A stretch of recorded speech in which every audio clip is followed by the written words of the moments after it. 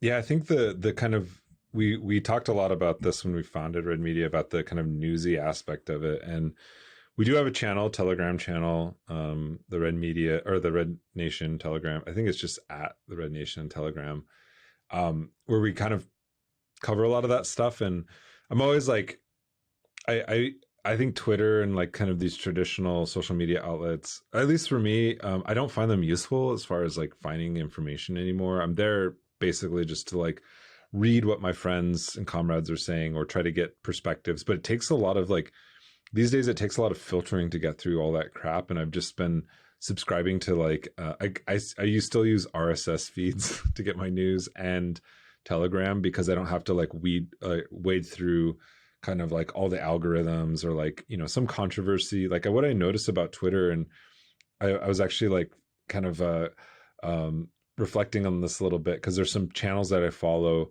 and I notice how they actually a lot of channels that I follow that I like and I don't like, um, kind of follow controversies that are created on Twitter. And so this is why like they really are upset that like Elon Musk, you know, is like has taken over Twitter, which I think is it sucks in a lot of ways. And I think he's just an awful billionaire who, people idolize him for the wrong reasons. But he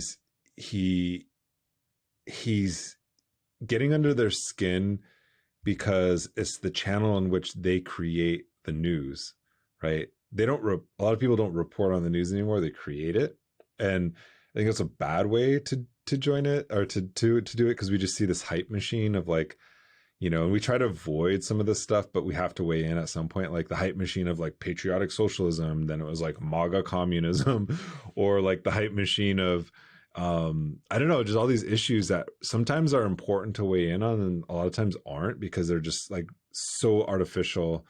And then when you're in the community and you try to explain that to somebody, they're like, what are you talking about? It seems like a very confined world. Maybe it does involve a lot of people, maybe it does matter. But I think, our orientation has always been to kind of highlight the things that may not get reported on. And I think of like even other, I guess like comrade podcasters and how they approach this. And I think of like Max Alvarez. I've always wanted to have him on the show, but this is open invitation to Max Alvarez because he does some really amazing labor reporting, and he's always like 2 months ahead of like the mainstream news when they're going to report on it because he's been reporting on the rail strike for the longest time, and he had such great takes and interviews with railroad workers.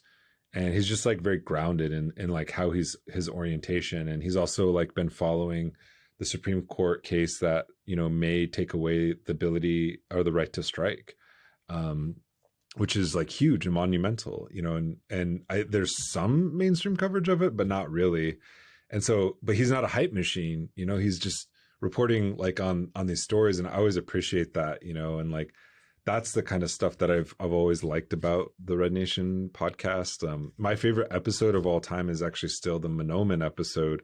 That was like our second episode that we produced. And, I went to a ricing camp and learned about wild rice and like the history of that and like the songs that they would sing and, the dances and the stories and like the politics of wild rice and food sovereignty.